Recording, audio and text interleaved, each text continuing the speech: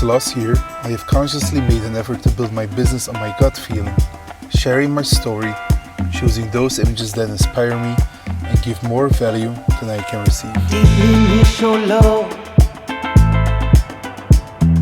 when I'm far away, in another place, all that I dream of, just is your pillow, waiting for your love, you in all the ways, in another place, all I'm thinking of, just can't get enough.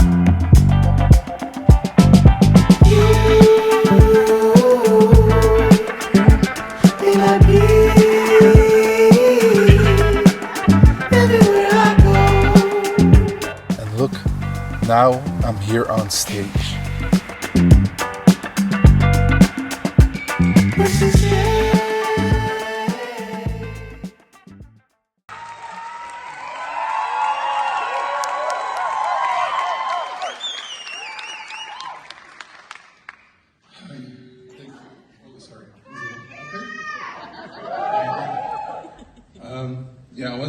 My daughter was she filmed me the whole time. So my eldest was 10 years old, so I really want to thank her.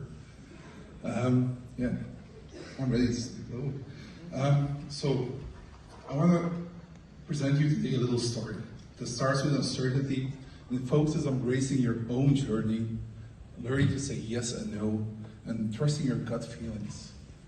But I want you to imagine first a small child sitting in the classroom looking outside, thinking, who do I want to be when I grow up? But then there's a teacher. He's saying, pay attention, listen to us, do what you're told to do. And his whole life, this child grew up doing what he was told to be doing. He didn't know who he wanted to be. He went for higher education, he got a PhD. He just was always wondering why, and not happy at all.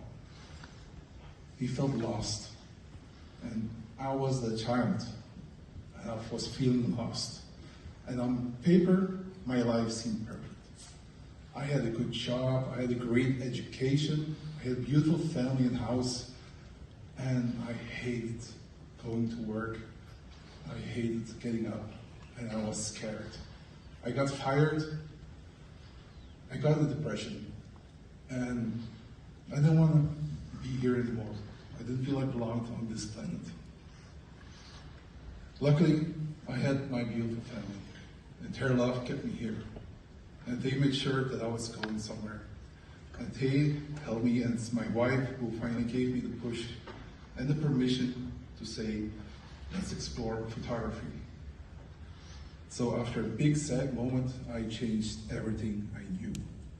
And I just went for it. Becoming a photographer was one of my first big fuck yeah moments I've ever done. In the beginning, you say yes to all kinds of jobs. And you try to please all your clients and you do everything above and beyond. And I remember my worst job ever. I think we all have that one job where you think of it right now, it makes you cringe, like it really makes you like, fuck. For me, it was shooting these fucking chairs. I had to shoot 30 chairs on a shitty backdrop for a fucking catalog. I hated every second of this. It's the easiest job I ever had to do, and I took so long. I procrastinated. It was incredible. I think it took me 100 times longer than I ever wanted to see at it, and I hated it. So why? Although I said yes to becoming a photographer, I was still not saying yes for myself. My life was better. I finally could do something that I loved, but I still felt lost. And it was 2019, and I was attending Way Up North in Stockholm. And it's also one of the reasons I love this community. There was a talk of Sherry and Mike. They were talking about the birth of their daughter and how they showed in a video, and I started crying during the speech. I think most of us who've been there had those emotions. And I started letting go of those emotions because at that same moment, my wife was pregnant of her third child. And before that, we had 3 miscarriages. And that year, I had my emotions just locked up. I was scared to love, to let go. I was scared of losing him too. And we were both emotionally depleted as such that nothing felt right anymore. But that time in Stockholm, I let the community get to me. I think even with the banana party, I was still crying. And 2 months later, our son Casper was born. And here are his sisters meeting him for the first time in the hospital.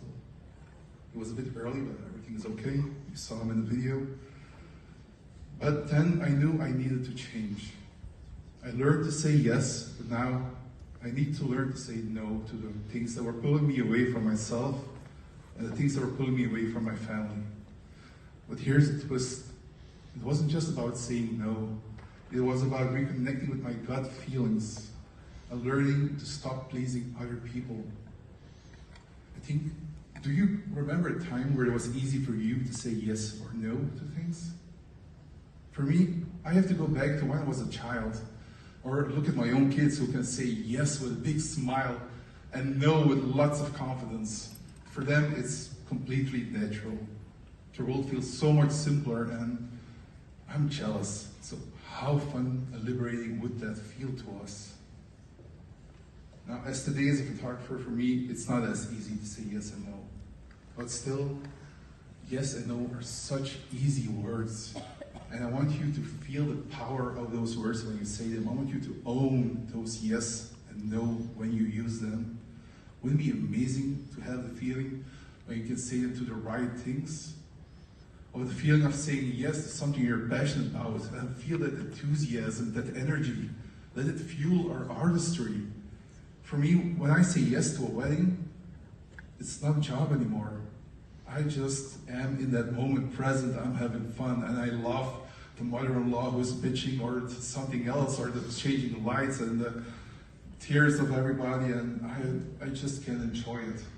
And some days it's 8 hours, sometimes it's 16 hours, but I'm having fun. And I'm a toddler again. I really love our job. But saying yes is not only about the fun things. It's also about trusting yourself, even when it hurts, to say yes. Some may recognize this picture from the Big Time Storytellings last year. It's a father carrying his 10-month-old son on a funeral. I hated that job. My own son was 9 months old, and I cried 4 or 5 hours of shooting. And I knew that I had to do this job, even every fiber of my being was saying, no, don't do this. But I had to do it. And it was my trust in my gut feelings, it was my compass, and it was my instinct saying, yes, try it. That moment, photography became so much more than just a job. Funny moments, beautiful images. It became about memories. It became about the power of emotions. This quote by Joel is a street photographer, and he said, "You are the medium." And all those experiences that we see have to pass through us first to land on that film and to make their way out to the world. For me, this means that our story that we have behind us is a story that teaches us how, when, and why we want to take pictures, why we want to be photographers. And we all have our own journey with ups and downs. And it's your own life story that sets you apart. It makes you, you. And reflecting on my own struggles in life, I was able to connect on a deeper level with my clients because I could feel their story and see their perspective.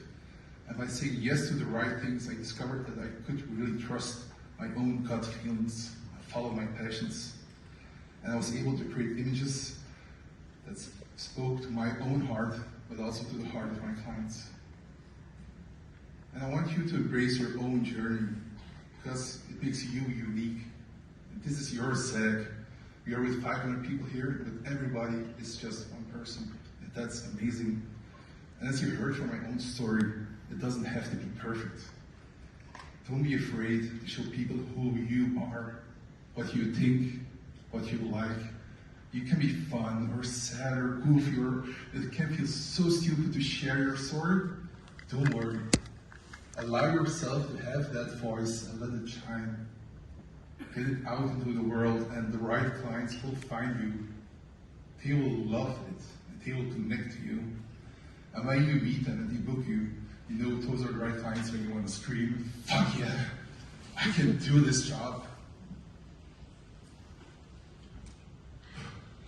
And today, I really believe that when you can't say fuck yeah, you really should say fuck no. Today I was really scared coming here, and my colleagues Belgians know. But today I'm here setting not only for myself but also for my kids to show that we can do something else and be a role model. I also learned that if somebody will send me an email asking for pictures for a shitty catalog, I will say fuck no. And I'm really happy that although I'm scared as hell that when Cole sent me the mail, I was able to say fuck yeah. So, thank you. Yes,